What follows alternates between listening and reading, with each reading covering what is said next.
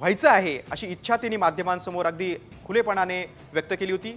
नवीन coat देखील मी शिवलेला असं देखील ते बोलले होते आणि त्याच आज कोटची जॅकेटची घडी आता मोडली जाणार आहे। त्यांचं स्वप्न अखेर आज मंत्रिपदाचं पूर्ण होणार आहे।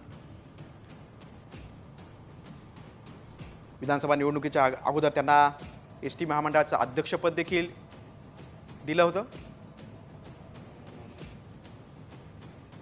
आपण नागपूरमधून थेट जाऊया। आमचे प्रतिनिधी सूरज बसूरकर आपल्या सोबत आहेत। सूरज, अगदी काही वेळ राहिलेला आता राज्यपाल येतील आणि पद आणि गोपनीयतेची शपथ दिली जाईल। काय माहोल आहे? सगळे 39 आमदार सहकुटुंब तिथे दाखल झालेले आहेत। आणखी कोण प्रमुख पाहुणे आलेत का?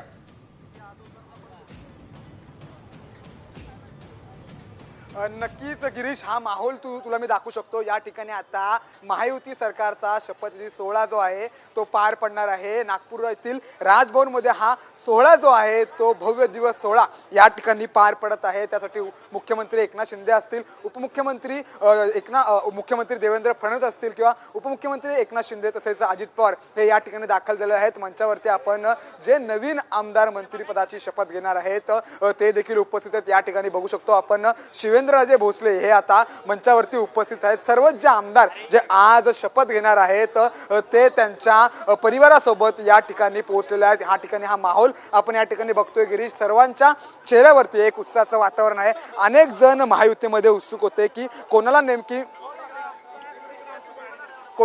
मंत्रिपद मिळेल, कोणाच्या गळ्यात नेमकी मंत्रिपदाची माळ पडेल हे पाहणं महत्त्वाचं होतं। मात्र आज अनेकांची स्वप्न जी आहेत ती पूर्ण होणार आहेत। शिवसेनेतील भरत गोगावले असतील किंवा इतर जे नेते मंत्री असतील त्यांचं आज जे आहे स्वप्न पूर्ण होणार आहे आणि आज नागपुरात हा भव्य दिव्य असा शपथविधी सोहळा पार पडत आहे। मुख्यमंत्री देवेंद्र फडणवीस असतील, उपमुख्यमंत्री एकनाथ शिंदे असतील आणि अजित पवार असतील ते या ठिकाणी पोहोचलेले आहेत। अनेकांचे नातेवाईक आहेत ते या ठिकाणी परिवारासोबत आलेले आहेत। जयकुमार रावल असतील, अनेक नेते आज नव्याने आणि पहिल्यांदाच मंत्रिपदाची शपथ घेत आहेत आणि त्याचमुळे कुठेतरी पूर्ण राजभवन जे आहे गिरीश पूर्णपणे सज्ज झालेला आहे। पोलिसांनी चोख जो असा बंदोबस्त या ठिकाणी केलेला आहे। उद्या अधिवेशनाचा पहिला दिवस आहे आणि आज त्याच्या पूर्वसंध्येला आज हा शपथविधी सोहळा जो आहे तो या ठिकाणी पार पडत आहे। शिवेंद्रराजे भोसले आपण या ठिकाणी मंचावरती पाहू शकतो। अन्य मान्यवर जे आहेत जे आज शपथ घेणार आहेत ते देखील या ठिकाणी दाखल झालेले आहेत। मंगलप्रभात लोढा असतील, ज्यांना पुन्हा भाजपने संधी दिलेली आहे ते देखील या ठिकाणी दाखल झालेले आहेत आणि असा हा भव्य दिव्य सोहळा आज या ठिकाणी थोड्याच वेळात पार पडणार आहे। राज्यपाल या ठिकाणी आता थोड्याच वेळात दाखल होणार आहेत आणि सर्वच जे मंत्रिपदाची शपथ घेणार आहेत त्यांना शपथ देणार आहेत। आता पाहणं गिरीश हे महत्त्वाचं ठरणार आहे की नेमकी कोणाला कोणतं खातं मिळतं। हा जो परिसर आपण या ठिकाणी बघू शकतो त्या ठिकाणी मंत्री आज शपथ घेणार आहेत त्यांचे परिवारातले सदस्य या ठिकाणी गिरीश बसलेले आहेत आणि आज हा भव्य दिव्य असा शपथविधी सोहळा आता थोड्याच वेळात गिरीश पार पडणार आहे।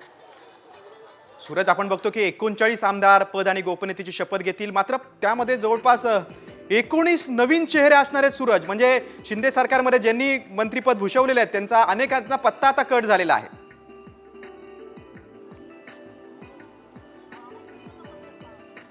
नक्कीच गिरीश, याआधी ज्यांनी महायुतीमध्ये किंवा मग शिवसेनेमध्ये मंत्रिपद भूषवलेले आहेत त्यामध्ये अनेकांचे पत्ते जे आहेत ते कट झालेले आहेत। अनेकांना धक्का बसलेला आहे। त्यामध्ये दीपक केसरकर असतील किंवा तानाजी सावंत असतील, अशा अनेकांना धक्का बसलेला आहे। मात्र नव्याने आज काही आमदार जे आहेत ते शपथ घेणार आहेत। त्यामध्ये मग जयकुमार रावल असतील किंवा इतर अन्य आमदार असतील ते आज शपथ घेणार आहेत आणि आपण या ठिकाणी पाहू शकतो की कशा पद्धतीने या ठिकाणी भव्य दिव्य असा जो स्टेज आहे तो राजभवन परिसरात सजवला गेलेला आहे। शिवेंद्रराजे भोसले असतील ते मंचावरती उपस्थित आहेत। तसेच आज पहिल्यांदा महत्त्वाचं म्हणजे भाजपकडून गणेश नाईक हे देखील आज शपथ घेणार आहेत। अनेक नव्या चेहऱ्यांना आज संधी दिली जाणार आहे। आज ते शपथ घेणार आहेत। मात्र जे याआधी महायुतीमध्ये मंत्री म्हणून होते त्यांना अनेकांना धक्का बसलेला आहे।